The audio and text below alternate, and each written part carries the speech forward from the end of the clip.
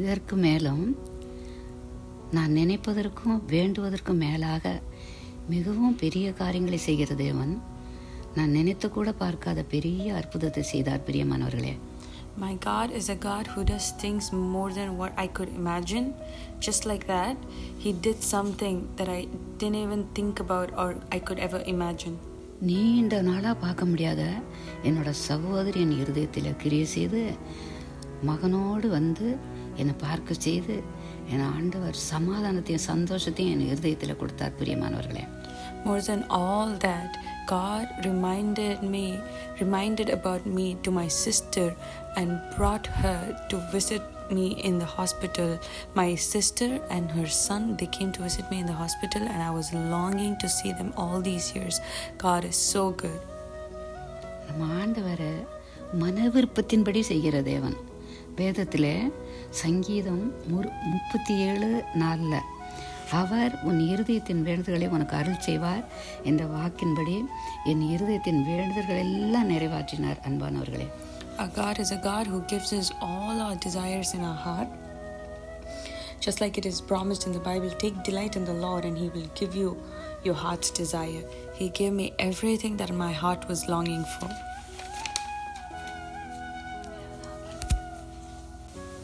இதற்கிடையில் அமெரிக்க தேசத்திலிருந்து வந்த என்னோட கடைசி மகளுடைய கணவனும் பேத்தியும் ரிட்டன் டிக்கெட்டு புக் பண்ணி குறிக்கப்பட்ட நாளிலே போக வேண்டியிருந்ததால் அவங்க புறப்பட்டு அமெரிக்கா போயிட்டாங்க. In between all this, my granddaughter and my son-in-law, they had to leave back to US because their return ticket was already booked.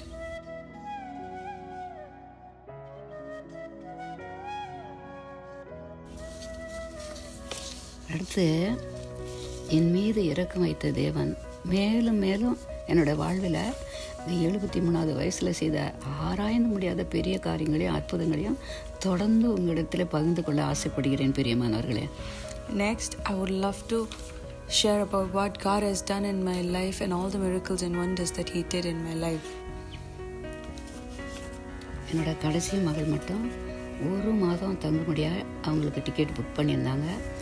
மற்ற பிள்ளைகள் பேர பிள்ளைகளோடு தங்கி என்னை அவள் பராமரிச்சுட்டு வந்தாள்.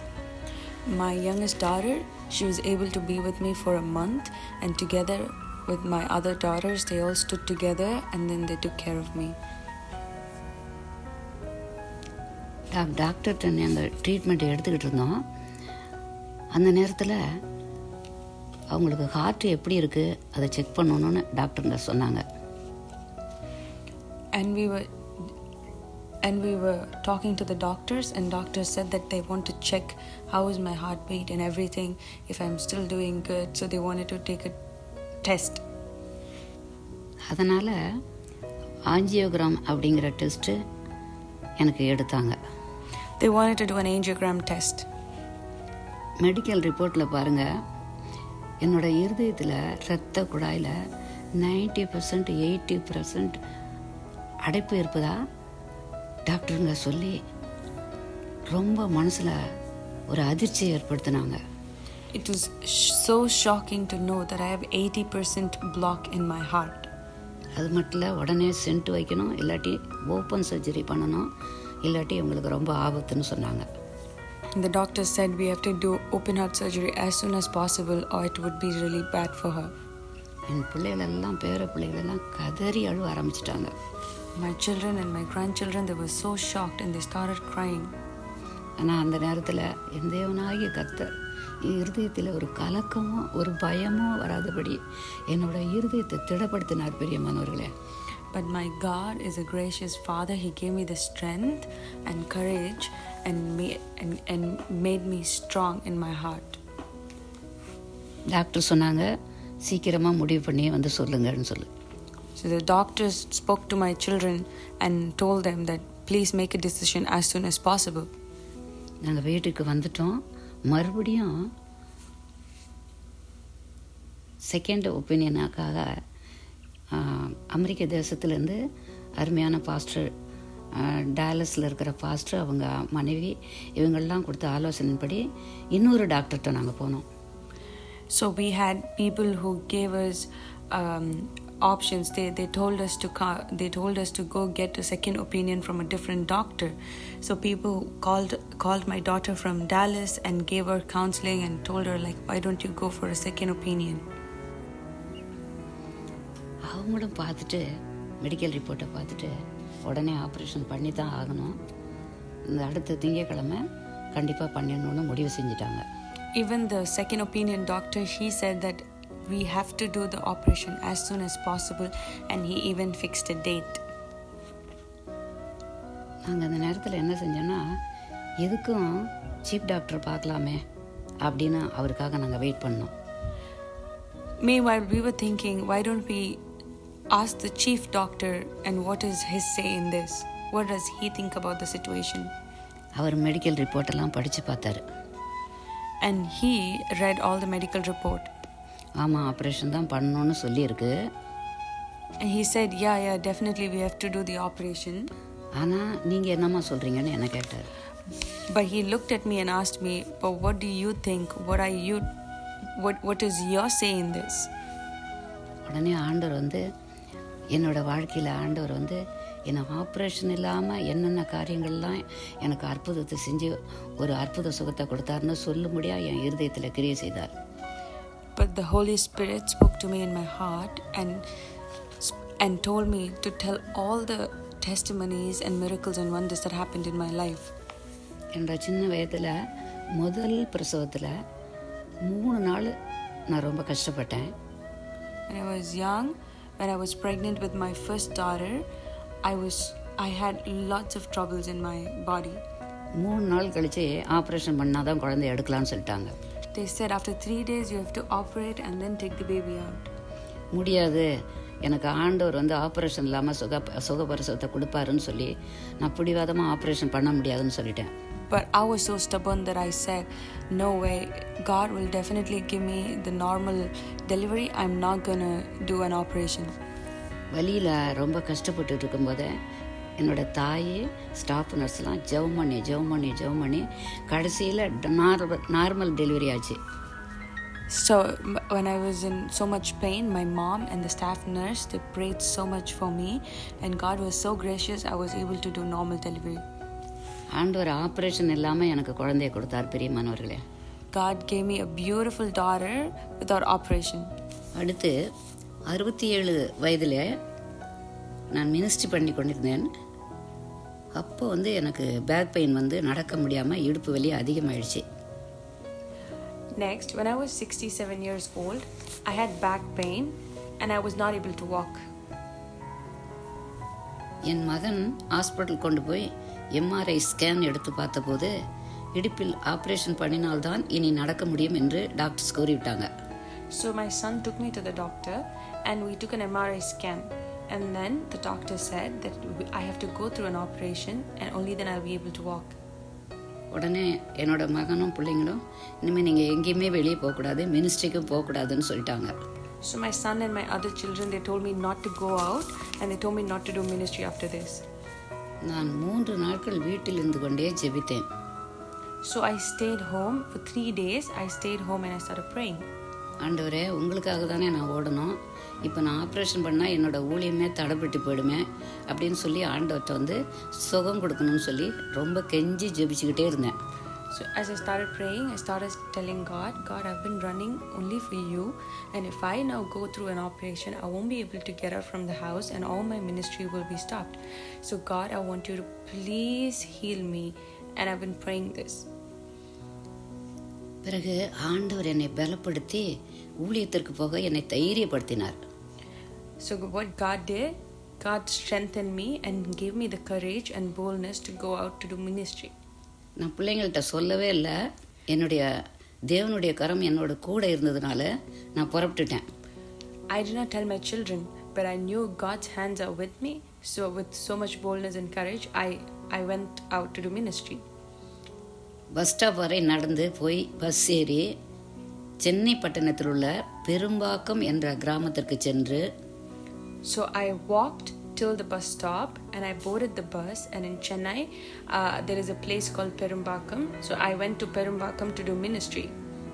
அங்குள்ள ஊழியம் செய்கிற சகோதரியோடு, Uma சிஸ்டரோடு, So there is a sister called Uma. So with her, மாலை 4 மணிலிருந்து 7 மணி வரை 11 ஸ்ட்ரீட் மட்டும் வீடு வீடாய் சென்று ஊழியம் செய்யவும் ஆண்டவர் கிருபை செய்தார். So with her, me and Uma sister together, we would do ministry from 4 in the evening till 7 in the evening. We go house by house and 11th street we go and do ministry. நான் நடக்கும்போதே கொஞ்சம் தடுமாறின மாதிரி இருந்துச்சு. என்ன ஆண்டவரே என்னை பலப்படுத்துங்கன்னு சொன்னேன்.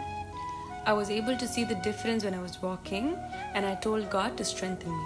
உடனே ஆண்டவர் பலப்படுத்தினார். ஒரு வலி கூட இல்லை. God immediately strengthened me and there was no pain. இன்னும் பாருங்க, ஒரு இடத்துல பாதை கூட இல்லை. Moreover, there was no way to go to another place. ஒரு வேலி அடைப்பு உயரமா இருந்தது. There was a big wall. அதை தாண்டி தான் போகணும். So we have to jump over the wall to go to the other place.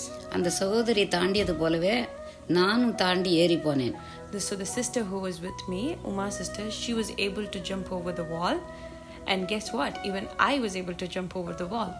உடனே அந்த சகோதரி தன் செல்போனில் பிக்சர் எடுத்து, as soon as she saw me, she was so surprised. She took her phone and she took a picture of me jumping over the wall. அதை சாட்சியாக சொல்ல என் தேவன் கிருபை செய்தார். And she took a picture and she testified this in her church. ஏனென்றால் எனக்கு இடுப்பில் operation பண்ணணும்னு டாக்டர் சொல்லியும் நான் ஊழியம் செய்ய தைரியமாய் வந்தது அவர்களுக்கு தெரியும். Because she knows the doctors advised me to go through an operation, but I never considered that. I just came out with God's strength and boldness and I started doing ministry with her. என் ஆண்டவர் அந்த ஊழியத்தை செய்து முடிக்கும் வரைக்கும் எனக்கு இடுப்பிலோ காலிலோ எந்த வலியும் வராமல் அற்புதமாய் பாதுகாத்தார்.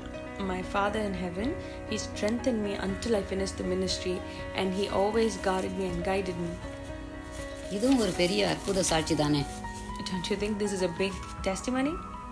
இன்று வரை ஆபரேஷன் இல்லாமல் வேதத்திலே 18:29 சங்கீதம் 18:29 உம்மாலே நான் ஒரு சேனைக்குள் பாய்ந்து போவேன், என் தேவனாலே ஒரு மதிலை தாண்டுவேன் என்ற வாக்கின்படி. So till date, God has protected me and saved me from all the operations that I had to go through. And till date, I have never undergone any operation. As it is written in Psalms 18:29, for by you I can run against a troop. By my God, I can leap over a wall.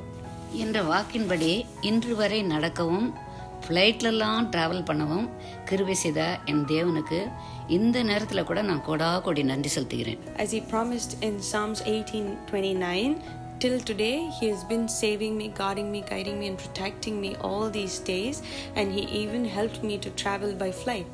And I really want to thank and honor God for guarding me and protecting me all these days. அதன் பிறகு இன்னைக்கு வரைக்கும் நான் நடக்கிறேன். From then till now, I'm walking without any trouble. ஆபரேஷனே பண்ணல. I did not go through any operation, but God healed me completely. தேவன் அப்படிப்பட்ட ஒரு அற்புதத்தை செய்தார்.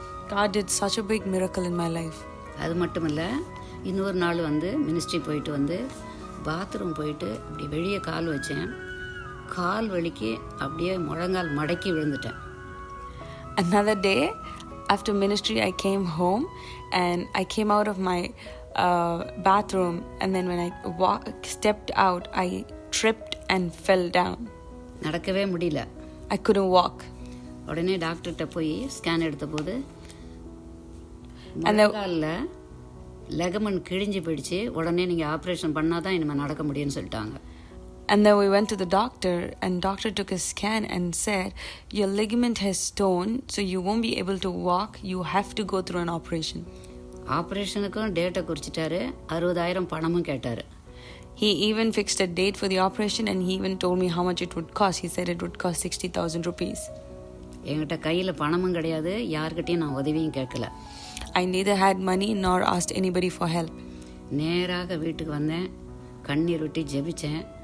இந்த கால்கள் உமக்கு தானே நடக்க பலன் கொடுத்தீங்க ஆண்டவரே, நான் மாத்திரை கூட நான் சாப்பிட மாட்டேன், நீங்கள் தான் இந்த காலை சுகப்படுத்தணும் என்று முழங்காலில் கையை வச்சு வச்சு ஜெபிக்க ஆரம்பித்தேன். I came home, I started crying to God saying, God, you are the one who gave me the strength, and for you I walked in the villages and preached your word. Now you have to heal me. And as I said that, I put my hand on my knees and I started praying over my knees. என்ன ஆச்சரியம் பாருங்க, சில நாட்களுக்கு பிறகு என்னோட office விஷயமாக ட்ரெயினில் கூட பிரயாணம் பண்ண ஆண்டவர் எனக்கு கிருபை செய்தார். What a surprise! And God is such a miracle working God. He strengthened my legs. He gave me complete healing, and I was even able to travel in train and travel to different places. அந்த ஊரில் போய் டாக்டர்கிட்ட check பண்ணுறோம். அவர் உங்களுக்கு ஆப்ரேஷனே தேவையில்லை, நீங்கள் exercise பண்ணால் போதும் அப்படின்னு அவர் சொல்லிட்டார்.